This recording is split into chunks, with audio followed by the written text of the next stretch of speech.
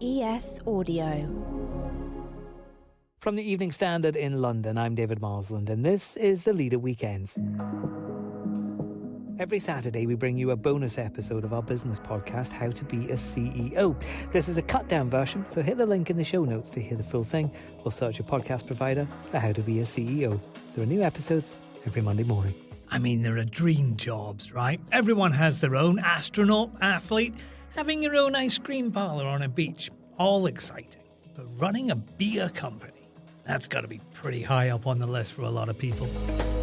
I joined because I just always had a love of consumers, consumer behavior, and brands and how brands interacted with them.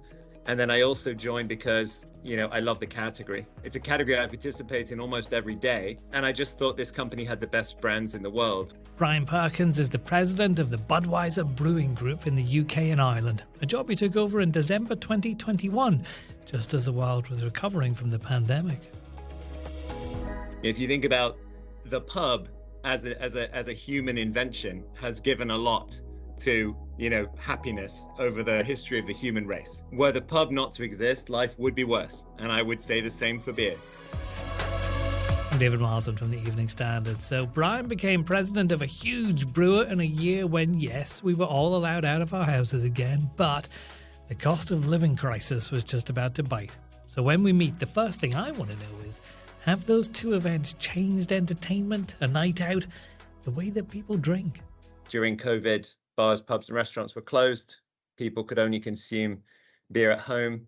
They learned how to be at home much better. So they invested in their homes. That people bought bigger TVs, nicer sound systems, better cooking equipment. They learned to cook. They became better at entertaining. And a lot of those investments are still there. So now that we've come out of the pandemic and pubs, bars and restaurants are open again, even though on the first day everything opened up, the number one thing we all wanted to do was meet in the pub. Those habits have stuck. So actually more consumption is happening in people's homes now than in the pre-pandemic times. But are they drinking the same kinds of things that they did in the pre-pandemic time? Have tastes changed? Have styles changed? We thought that in COVID, people might have gone to sort of more value-oriented offerings, but they didn't. They continued to buy nice beers for them to have at home.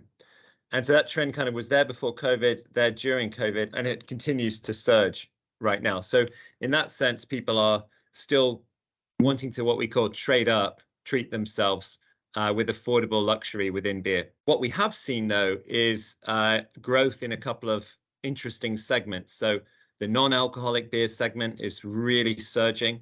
The low alcohol beer segment is surging. And then also a growth we see in what we call kind of near beer, ready to drink products. So canned cocktails and things like that. I'm interested in the rise of the low and non-alcoholic beverages. Is that because of cultural changes, or is it because those drinks have got better themselves? Do they taste better than they did 10 years ago? Definitely a rise in abstention, let's say, from alcohol drinking in the country, a rise in the population of certain religious groups. But a big driver is actually what you touched on, which is the production processes for brewing non-alcohol beers have dramatically changed. If you had a non-alcohol beer 15, 20 years ago, it probably tasted awful. And now the brewing process has become so much more finessed that these beers taste absolutely fantastic. And a lot of the beers that we now field, like Corona Zero is our biggest player in this field. Yeah, I'm really interested in how the technology itself adapts in the industry. That changes all the time, doesn't it? It changes all the time. And I think that one of the biggest efforts we've had is to try and technologize a relatively manual industry. So this is a traditional industry. And until very recently, sales reps were going into shops, bars, restaurants and taking orders on a piece of paper with a pencil and taking it back to, a depot and transmitting the order and things like that. So there's huge opportunities to advance that. And the biggest thing that we're doing is deploying our e-commerce platform, which is called Bees in the industry. So this is an ordering platform in the same way that you or I might use Amazon on our phone to order things to our house. This is a chance for retailers or pubs to order directly from us or from wholesaler partners on an app. And it doesn't sound super revolutionary, but for the category, It's highly revolutionary. What's interesting in that is how it is supporting the pub. The pub! We have to save the pub, Brian. So many of them have struggled recently with the cost of living crisis, the pandemic. How does a company like yours, and should a company like yours, support bars, restaurants around the UK, and I guess across the world? We have a task force and have had since the beginning of COVID on how can we try to, stimulate more footfall to pubs? How can we try and drive more people to pubs? How can we try and help pubs out? Coming out of the pandemic, we ran a campaign called Stellar Tips, which was this idea that in the first month after the reopening, if you ordered a pint of Stella Artois in a pub, you automatically tipped, paid by us, the bar staff £1. Then we followed that up with a campaign called Stella Please, because there was this strange trend after the lockdowns ended where hospitality staff were suffering a lot of uncourteous and rude behavior. So they were getting kind of shouted at or, people being mean to them.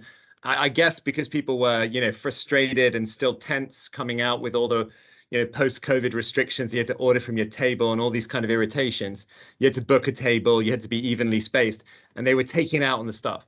So we introduced another program where if you said, please, as a consumer, when you ordered your pint of Stella, it was an automatic donation to Hospitality in Action as a charity. Okay, let's go to the ads. While they're on, hit your follow button. And also, if this is your first visit to How to Be a CEO, go and have a look at the back catalogue.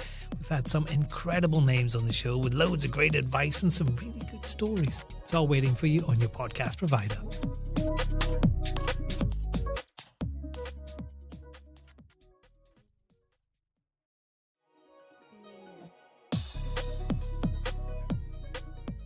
And I guess you have to take a massive holistic approach too. I know Budweiser's been involved in initiatives like Walk Safe Plus. Could you tell us a bit more about that? Yes, we have this idea where we want to try to create a healthier nighttime economy. And that's hard in a cost of living crisis because people are, for financial reasons, discouraged from going out. And also because there's a risk that the streets become less safe. Because when people are going through tough times, crime rates can rise. And, if you're a young person on your own, if you're part of a vulnerable group, if you're a woman and you need to get home, and the cost of a taxi has gone up significantly, you might decide to walk. And so all of these can become potential impediments to you actually wanting to go out to the pub in the first place. And that's bad for, everyone, as we just talked about. So one of the initiatives that we worked on was to find a lead partner and a thought leader in this space, which was this company called Walk Safe.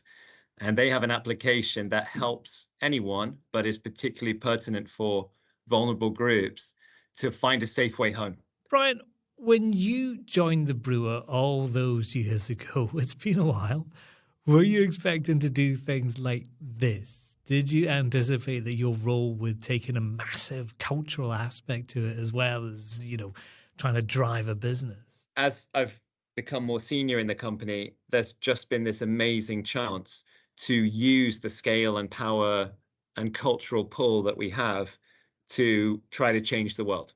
So for me, highlights include, in a previous role, I ran the Budweiser brand globally, and we decided to make all of our Budweiser in the world brewed with 100% renewable electricity. I guess that is one of the key differences or big advantages of working with such a big company like Budweiser in comparison to a small company just starting up like a microbrewery. Once you get into a certain scale, is there a responsibility from that company and the people in it to change the world? I think that you have a responsibility as a global citizen, as a corporate citizen. I think the way society is going is, unless people feel that you are a net positive to society, your ability to operate is going to be highly curtailed in the future. And that's not really, that's not why we sit around and think up these ideas and do them. We do them because we're excited by them, and they galvanize our people, and they become a huge draw for talent as well who want to work here. There's many other benefits to doing these things. But I think that fundamentally, people need 100 years from now to look around and go, you know what, life's better having that company with those brands around, because they're helping here, here, and here, because they're employing people here, here, and here, because they're driving the conversation forward, because they're making the category safe and inclusive and respectful and dignified. And if you're not doing that, then what are you doing? Because I mean, there's plenty of ways just to go and make money, but you also want to be able to tell your kids one day why you did what you did and why you chose to spend your time the way that you did. So I do think there's a responsibility, and there's also an obligation. That was Brian Perkins from Budweiser. For more interviews, news and analysis, go to standard.co.uk/business. How to Be a CEO is back on Monday morning. We'll see you then.